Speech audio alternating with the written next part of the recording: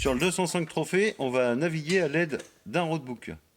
Alors, pour naviguer à l'aide d'un roadbook, il vous faut forcément un roadbook ici présent et un autre outil indispensable, l'odomètre.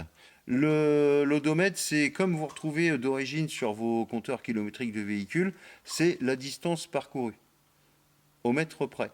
C'est-à-dire que sur le roadbook, vous avez vos points à parcourir, vous avez vos repères, vos directions point par point. Donc dès que vous allez avoir passé une case, vous remettez à zéro, vous allez à la case d'après. Alors là, mon TerraTrip, on va dire que je pars le matin. Donc mon TerraTrip, il est à zéro. On va avoir en haut la distance totale parcourue et vous allez remettre le bas à zéro et ça va vous donner la distance point par point.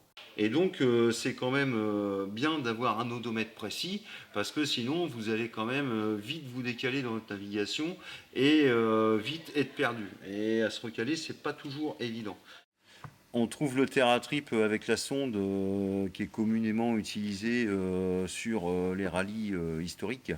Et le gros problème en raid, c'est que cette sonde, pour la placer et pour qu'elle résiste aux pierres et aux pistes, c'est pas toujours évident. Ce qui est vraiment top en termes de TerraTrip, ce qui est vraiment très très bien, c'est un peu plus onéreux, mais c'est vraiment très bien, c'est le GeoTrip. C'est-à-dire que c'est un TerraTrip, mais qui marche par signal GPS. Lui, il n'a pas d'étalonnage et il sait exactement la distance parcourue.